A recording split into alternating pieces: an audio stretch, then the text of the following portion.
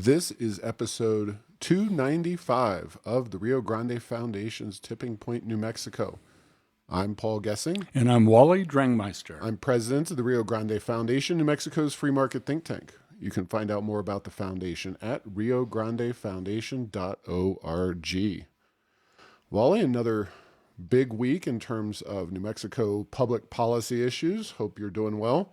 Yes, looking forward to talking about what's going on. There is a lot, as usual.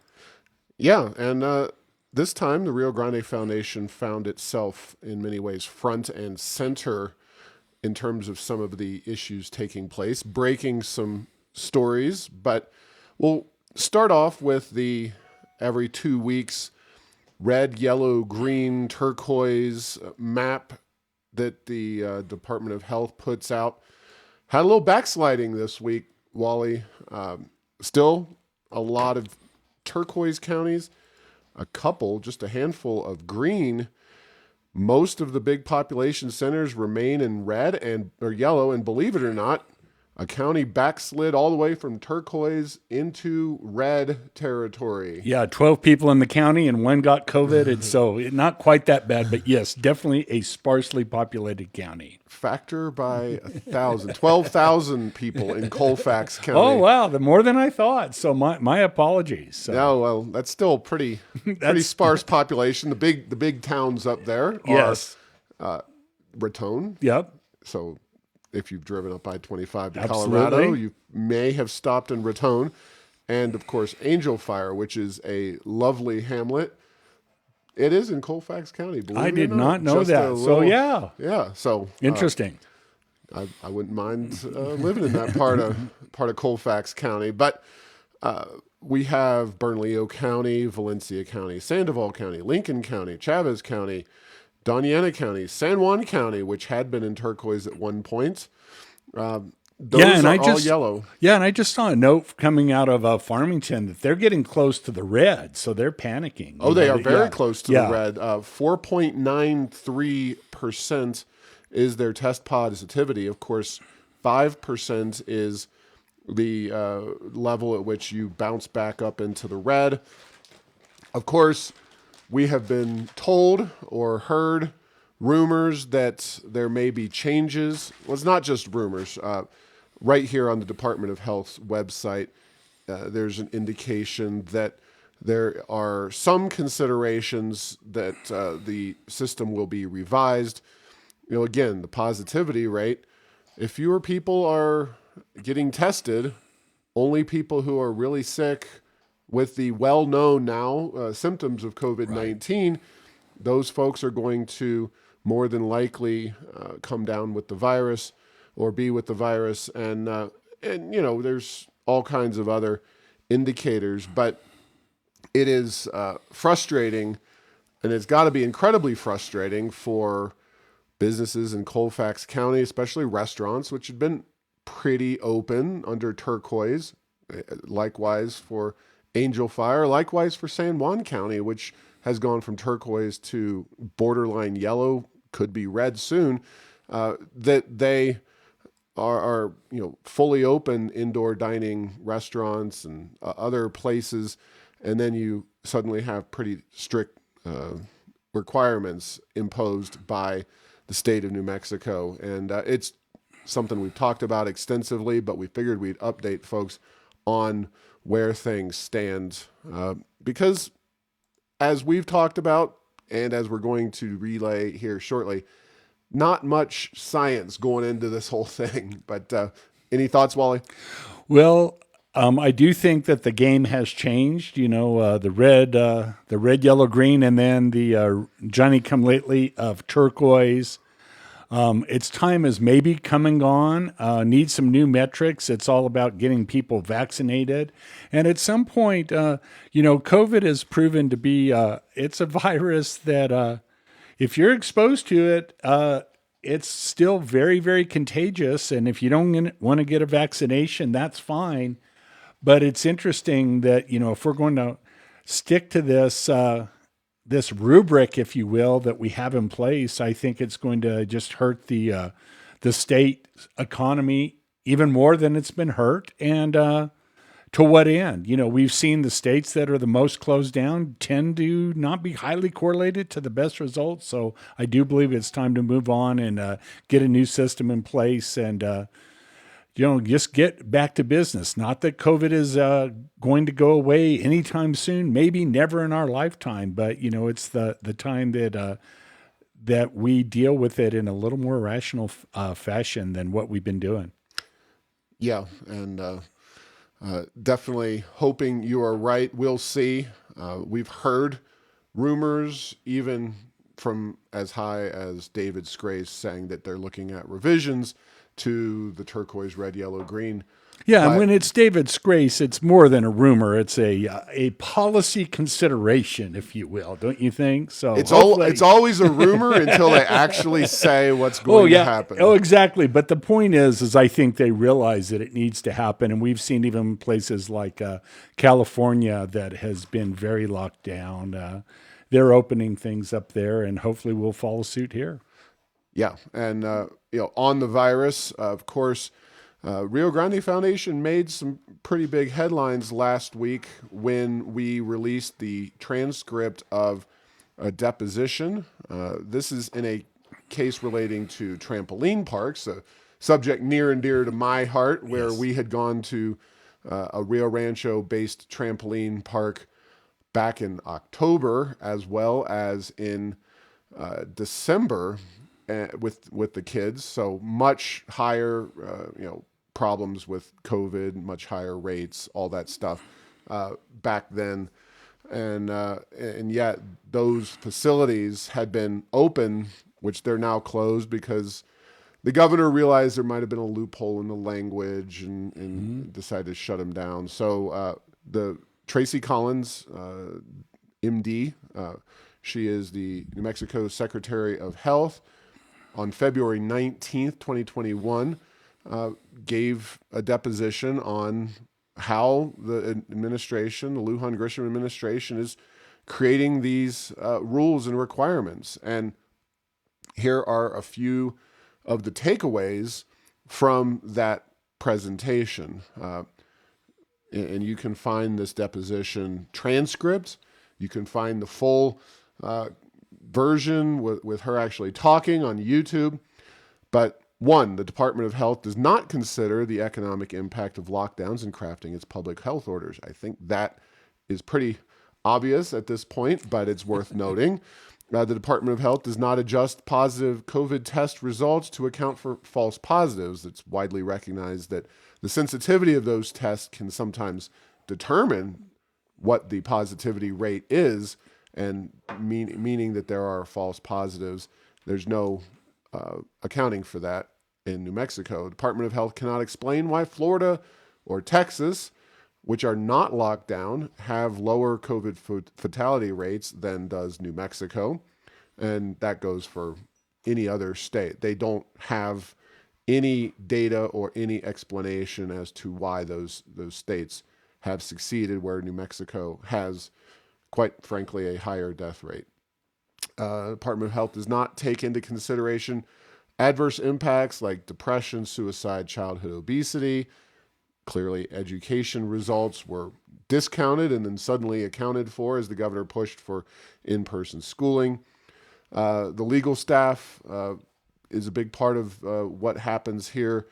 And the secretary is also unaware of scientific studies that support specific restrictions, prohibitions, and permitted activities under the public health orders, which that is clearly obvious. Just as an example, at the city of Albuquerque, 2 facilities. One is the aquarium at the biopark has not been open, to my knowledge, throughout the entire COVID-19 pandemic. The penguin facility, which is at the zoo, which is very, very, very similar. It's essentially tubs of water behind glass with penguins, as opposed to tubs of water behind glass for fish. The penguins have been open generally, whereas the fish have not and still remain closed. And there's 1,000 of those different nuances. Anyway, it's worth checking out this entire presentation. Patrick Hayes, a reporter from KOB TV, asked David Scrase a very specific question during the press conference last week, at which they released the latest turquoise, red, yellow, green. If you want to watch David Scrase tap dance, go to heirsofenchantment.com and watch the specific clip of that question from the press conference. It is unbelievable. David Scrase just getting on his tap shoes and dancing around like you've never seen. Oh, yeah. I'll have to watch that. It brought back memories of former Governor Bruce King when asked an uncomfortable question. He'd say, "I'm glad you asked me that." And then he'd go off for about 20, 30 minutes in a completely different direction, never answer. So thanks for bringing that to my attention, Paul. Yeah, so we're happy to be a part of that effort, and I'm under no illusions that the governor is going to change direction, or she'll never admit that she changes direction based on this, but we are going to be vigilant and continue to hold these public officials accountable. As a free market, pro-liberty public policy think tank, there is no more liberty than the ability to lead your life and engage in various business transactions with folks of your choosing. And the idea that we're now, over a year and a month into this, there's no sign of real change in many ways. I am glad that Hinkle Family Fun Center, for example, got to reopen at least part of their facility. But every time I come over to record this podcast, Wally, I drive right off by I-40. There's a roller rink that I've been to on a number of occasions with the kids, and the poor folks at the roller rink remain shut down, just like the bowling alleys. Again, yes, they're indoor facilities, but certainly at a bowling alley, easily, and even at a roller rink, you can come up with various ways to protect people. And of course, now a vast majority of the people are vaccinated. At what point do you have a caveat emptor, buyer beware, or in this case, non-buyer beware of the vaccine? If you don't want the vaccine and you come down with COVID, shouldn't that be part of your own personal responsibility? But it doesn't seem like the governor or her policy advisors care to judge things that way. Yeah, and it would be different if they didn't put so much emphasis on science and data way back when they were imposing all these restrictions. So they made it sound like this was way more scientific and way more data driven than it would have been humanly possible at the time. And so they're having a hard time getting out of this one. I think that with all the access and people crunching the numbers, they're probably going to need a new system politically just to get out of having to explain all the facts that there is really not a whole lot of theory anymore, much less true science or data that's supportive of the positions. And man, yeah, it's got to be tough to be a trampoline park or a roller rink, and see, or a bowling alley for that matter, just to see all the other organizations that are allowed to open and you to be not one of them. And man, a bowling alley, heck, every other lane, would almost be too easy to do. So, yeah.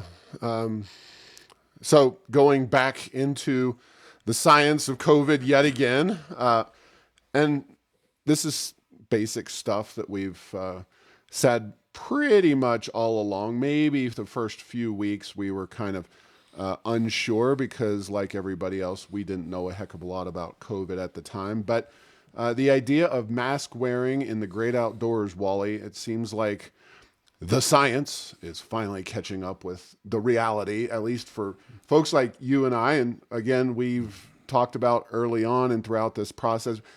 I will say that I have soured on the concept of masks. I view certainly the mask mandates as being completely ineffectual, not just outdoors, but indoors as well. But the New York Times has, in an email that they send to a large group of people across the country and the world. They have a morning briefing that they send out.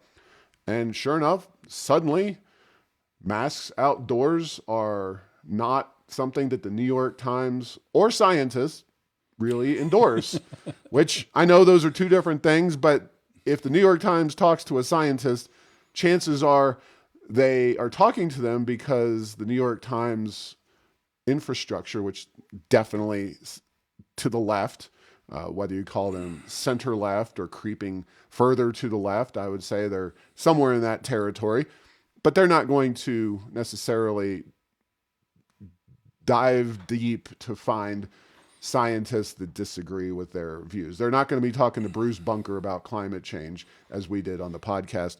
But the New York Times and the science that they cite says, masking outdoors is really not necessary.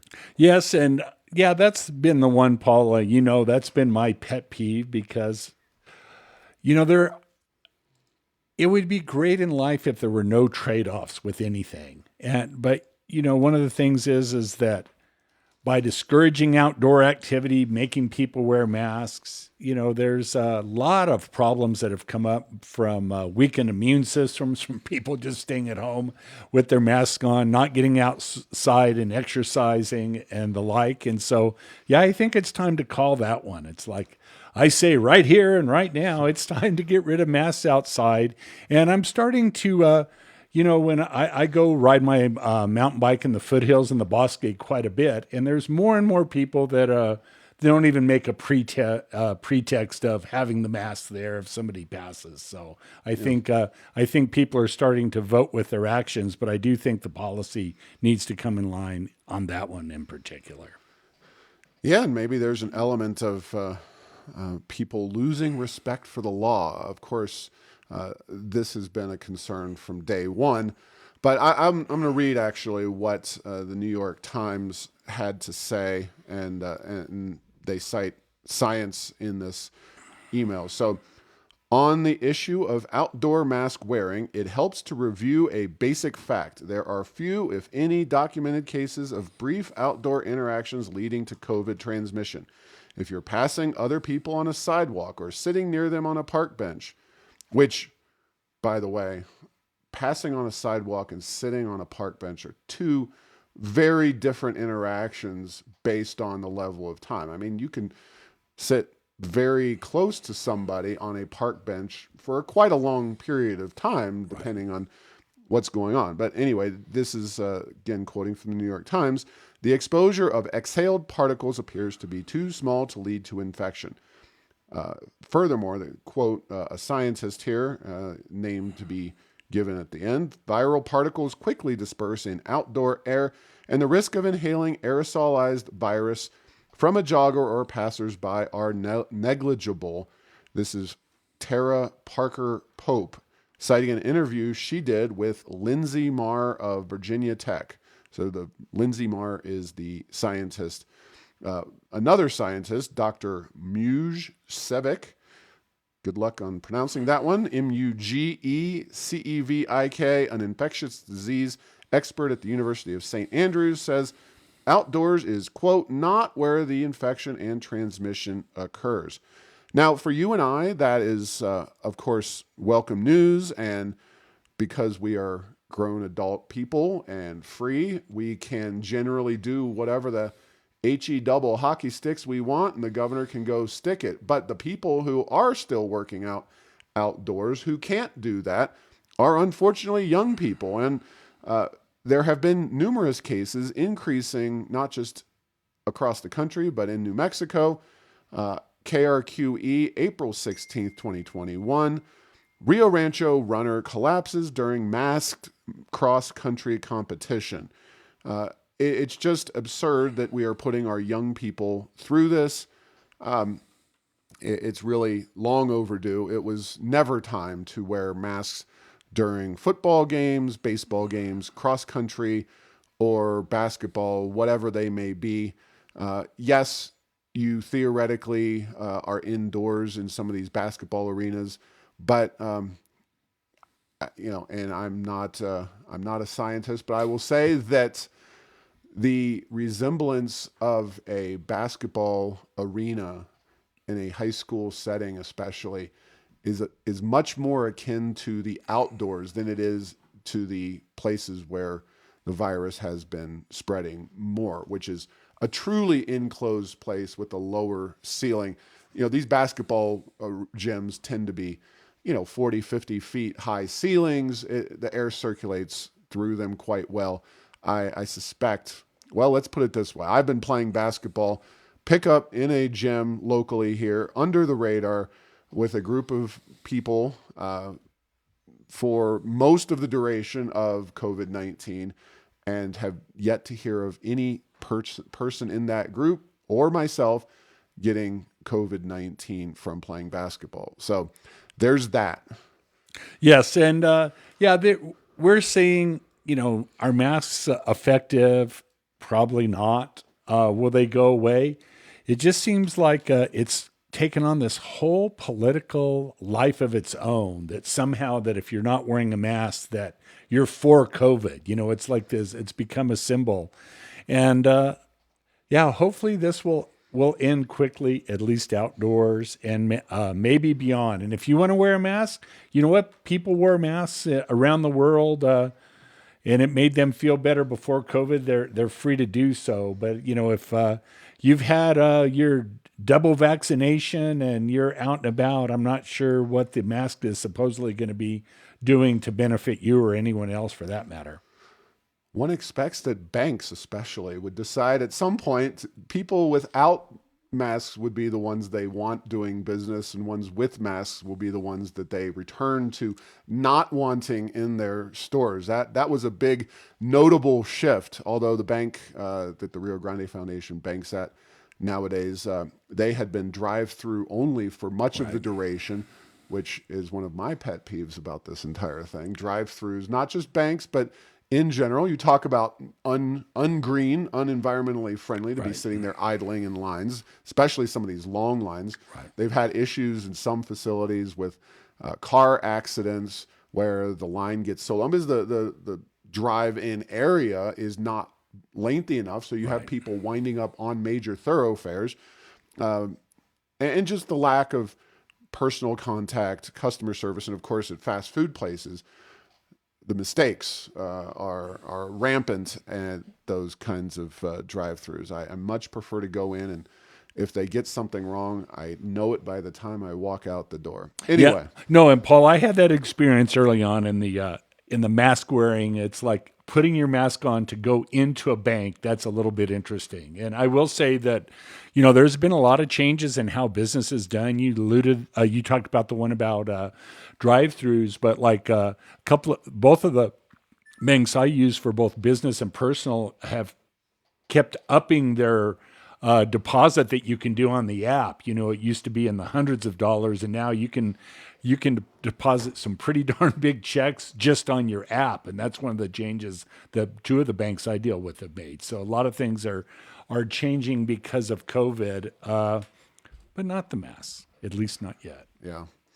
Well, it's not every day that we don't, at the Rio Grande Foundation, have a New Mexico media outlet on our radar screen. But not only did we run across these folks, but we ran across them because they had a heck of an article in there.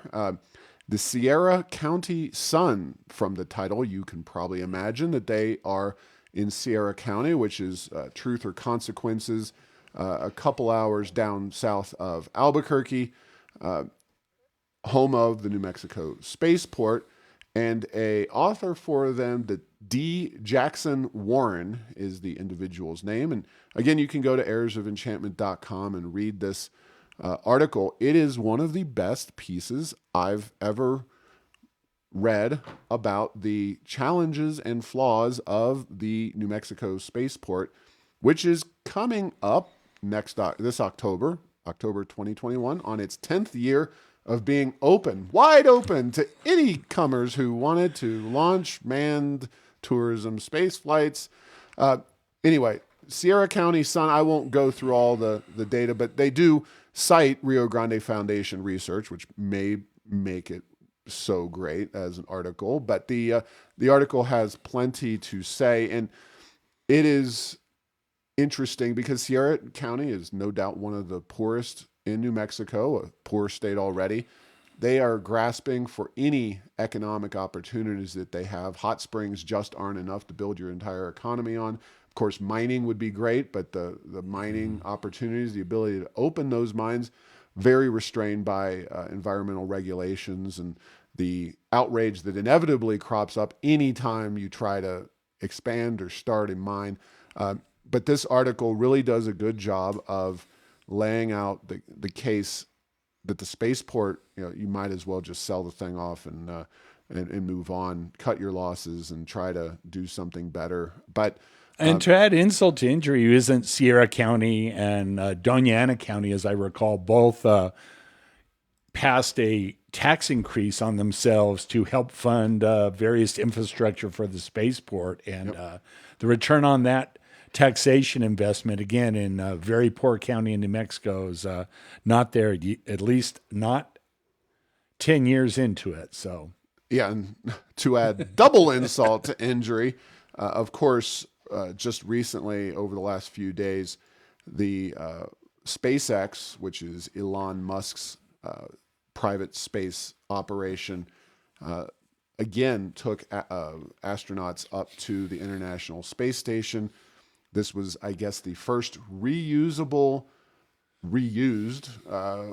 spacecraft to fly in a private space launch. And, it's funny. Sometimes recycling truly does make sense. Of course, spacecraft would be a logical thing. The problem is the deterioration of the actual launch, the very violent process, and the fall into the ocean that so much of most modern spacecraft experience. Or onto land in the case of the Soviets and now Russia. Right. So SpaceX seems to really have things figured out. They didn't follow the Richard Branson path, allegedly, someday, to private space tourism. They've done the much more traditional model of working with the government in this case, and they seem to be doing very, very well at a fraction of the cost of what space shuttle launches. Most listeners of this podcast probably do remember the space shuttle, as I do, and one of the very expensive, very dangerous modes of transportation into space that was supposed to act more like a bus to space, where you could get a space shuttle and relaunch it and reuse it. It just wound up, NASA's still part of the government, and they didn't exactly get the job done. So SpaceX seems to be moving full speed ahead, whereas Richard Branson's, our facility here, taxpayer financed, is not doing particularly well and shows no signs of getting actual manned space tourism flights up into space, and will not do that before October and the 10th anniversary. Yes, so we will see if we're getting really close to the sunk cost problem. It's tough to bail out and admit you're wrong. So maybe we should put masks on the spaceport, and that would make it all better. But yeah, 10 years is a long time. It was always 12 to 18 months ahead, and then it was going to happen. But yeah, wow, 10 years later, that's pretty sobering, Paul. Yeah, I try not to be too much of a Debbie Downer, but when you have the policies that we have in place in New Mexico, it's tough to be positive. We're obviously in a bit of a growth mode right now, whereas I think Californians, it's safe to say, are fleeing their state for a lower cost of living place to be, and they're not really being too picky on the price tag or the policies, I should say, in those given states. But here in New Mexico, while we're experiencing this, what I believe will be a temporary positive boom, both on the oil and gas as well as the Californians coming in, the long-term economic and social trajectory remains very challenged. And one of the big reasons is the size of government. And the Rio Grande Foundation, as people know by now, is located in downtown Albuquerque. And I titled next post, you know your government is too big, when ... And I looked up one day, and the old P&M building that had been occupied now sold off to the county. They 50% price increase, or overruns the cost of this facility, and rehabbing it to make it useful for the county wound up being 50% higher than was estimated ahead of time, which is no surprise. That's $50 million in real dollars that price tag went up.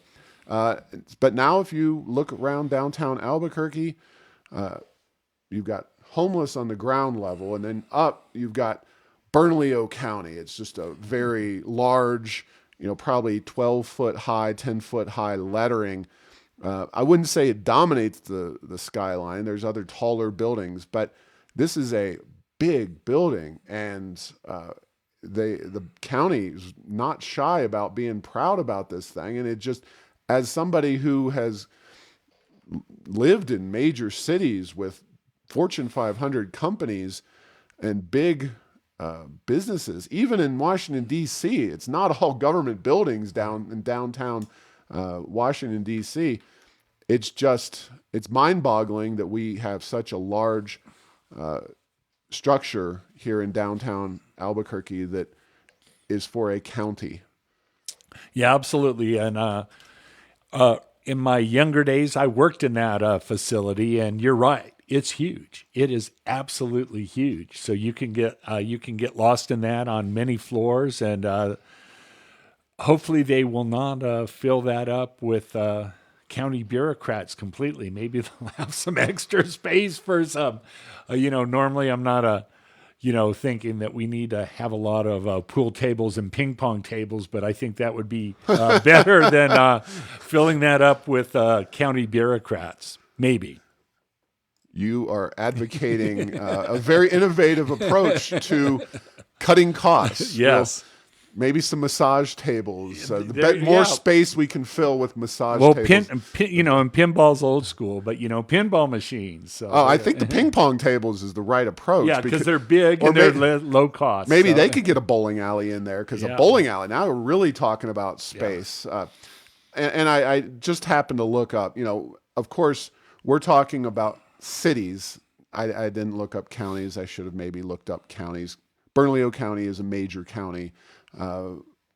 Maybe not as big as, relatively speaking, as Albuquerque is to other cities. City of Albuquerque is excelled in population. The next biggest city is Milwaukee at 590,000 people. We have 560,000 here in Albuquerque. And Tucson is 548,000. Now, this data will be changed with the new census, but you look at their skylines, and one, much taller buildings in both Milwaukee and Tucson.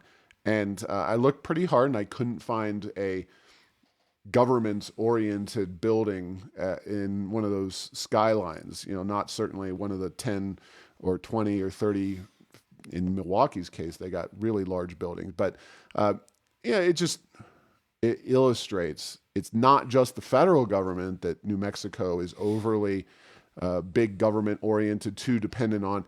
We have large government all throughout our state, and our entire system here is way too government oriented. Yeah, and in addition, to county government, city government being a big part of downtown, boy, there are a lot of federal government agencies and bureaucracies that have moved into that area as well. And I don't know, with the COVID, will we ever see a recovery of downtown to be a business center, or will the new model of downtowns be a government center? That's what it's kind of turning into, sounds like, here in Albuquerque. Well, I haven't been to many other downtowns since COVID. I haven't traveled to a lot of big cities, but I can assure you, in my experience being downtown pre-COVID, post-COVID, post-riot, the downtown Albuquerque has changed dramatically for the worse, and that shows no signs of changing. I think different political leadership in the city of Albuquerque would be helpful. Different leadership at the legislature would and governor's mansion would be even more helpful. But just getting out of the COVID static situation really has to be the first step. So, city of Las Cruces, our second largest city in the state of New Mexico, is now considering a plastic bag ban. I wrote an op-ed piece in the Las Cruces Sun News that folks can go check out with all the details on that. It was in Sunday's paper, Sunday, April the 25th. A lot of the same arguments we've used to try to stop similar ordinances in the city of Albuquerque, Bernalillo County, Santa Fe, etc., except the fact that right now, Santa Fe does not have a plastic bag ban in place because of COVID. Neither does the city of Albuquerque or Bernalillo County, and yet Las Cruces is considering, while COVID is still a thing now, surface transportation we discussed, or transmission, Yes. is very low with yes, COVID. yeah. So it's not really a big issue, but the idea that Las Cruces would jump on this bandwagon now is definitely questionable. So hopefully cooler heads prevail in the city of Crosses, but really frustrating to see more big government schemes, more restrictions on our freedom, even while we haven't gotten out of the prior crisis. Yeah, these plastic bag bans, man, they are fraught with their good intentions run amok. It's one of those things. It's not clearly better for the environment than using paper, and it's certainly more inconvenient for many industries. And in addition to the fact that yes, plastic is very good at keeping bacteria contained, or if it's some food source that has it, or keeping it from getting in if you have it. So what are we going to do? Let's ban plastic in food packaging or in medicine or whatever. That would be ridiculous. And yet this is something that just keeps getting pushed time and time again. Yeah, and of course, as I admonish in my piece, plastic bags, very useful. They make great trash can liners. Picking up pet waste are two options.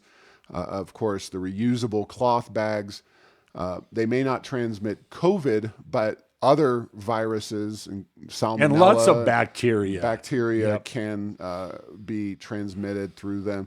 And yeah, you can wash them every time you use them, but that has its own set of issues, which is water usage. We are in a drought here in the desert. So there's no such thing as a free lunch. And I think the Rio Grande Foundation, obviously, our mission is individuals can choose what's best for them. If you want to take reusable plastic bags to the store, that's fine. Do whatever makes you feel best, not government officials coming in and telling you, oh, this is the way you have to do things. One real quick thing, and then we will talk a little bit about the census data.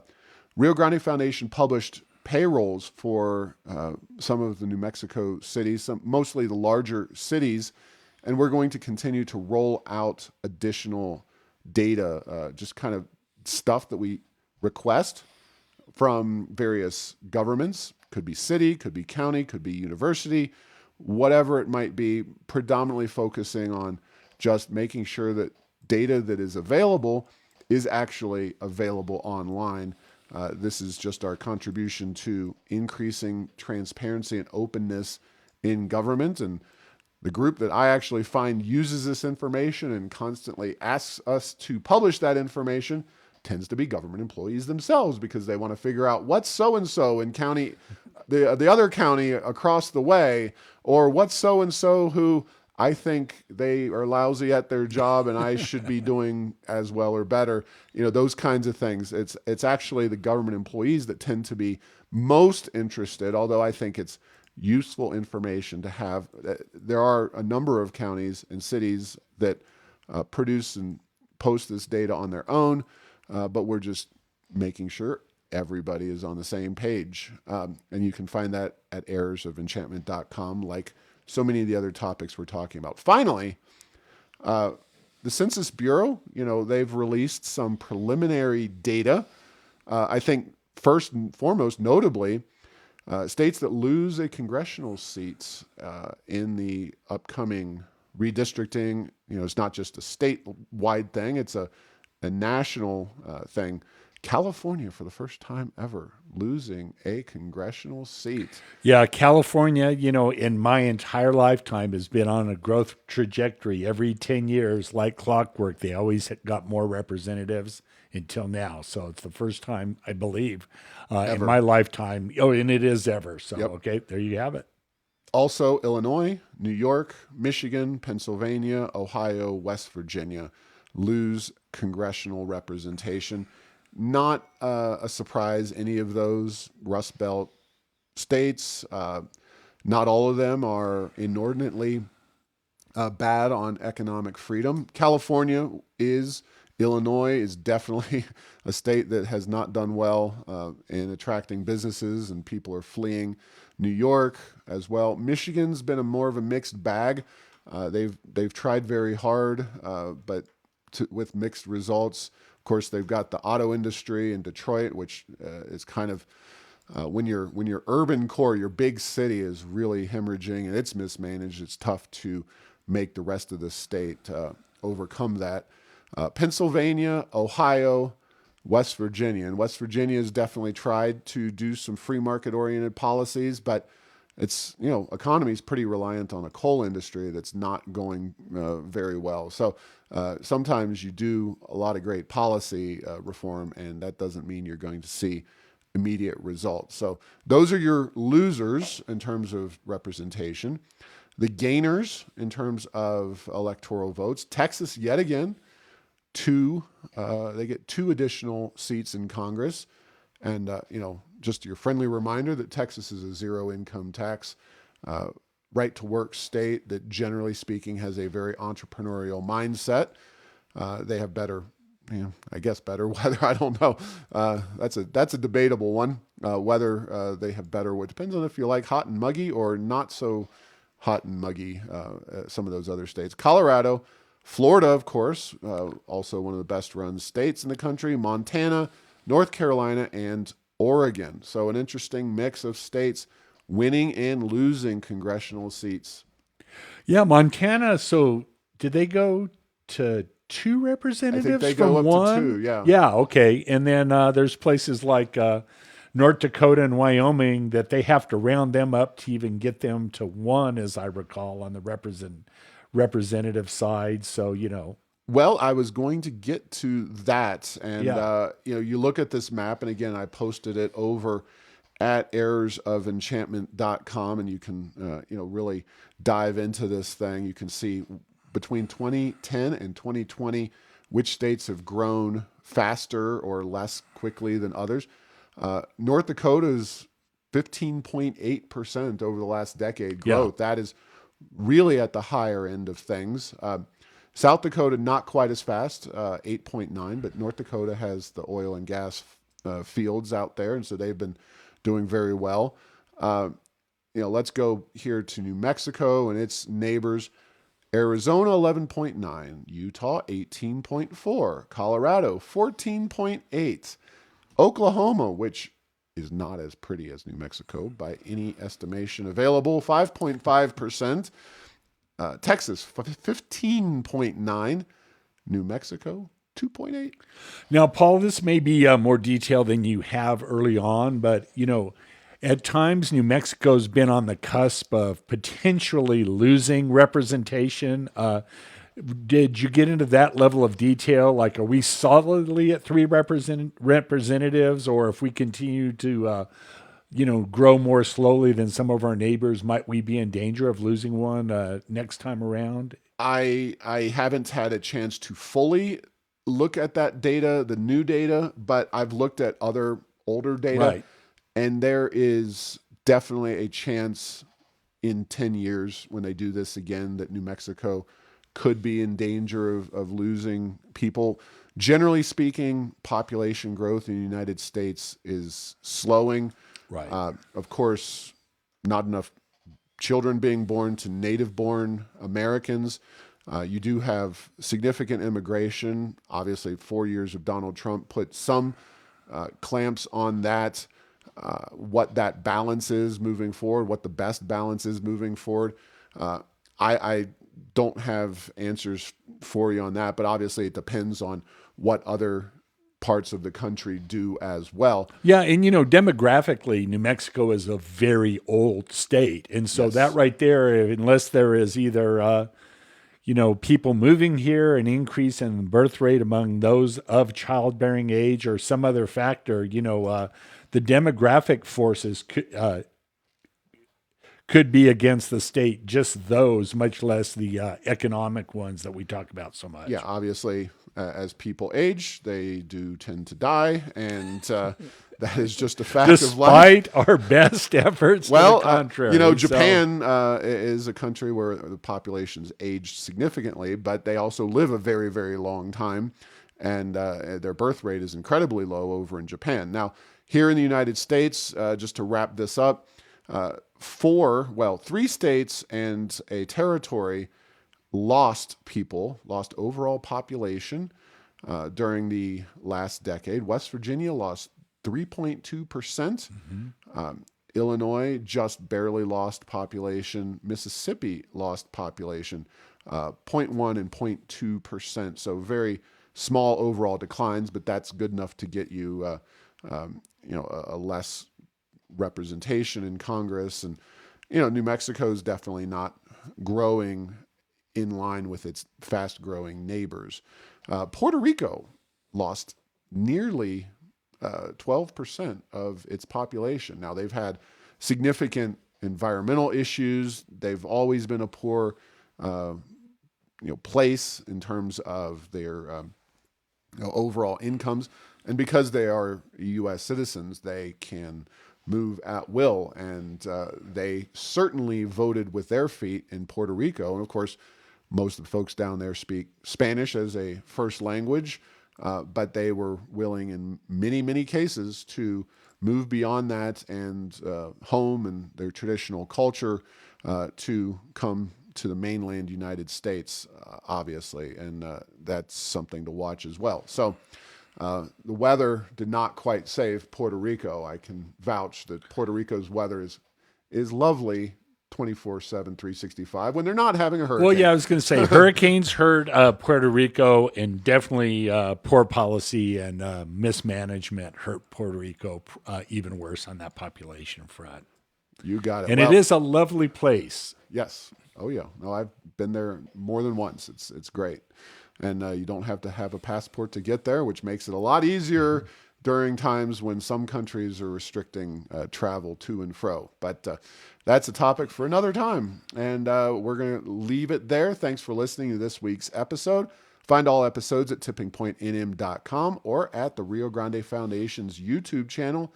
Subscribe to this show at Apple, Stitcher, or have your Google Home play Tipping Point New Mexico. Thanks to Path 3 Marketing for producing this show.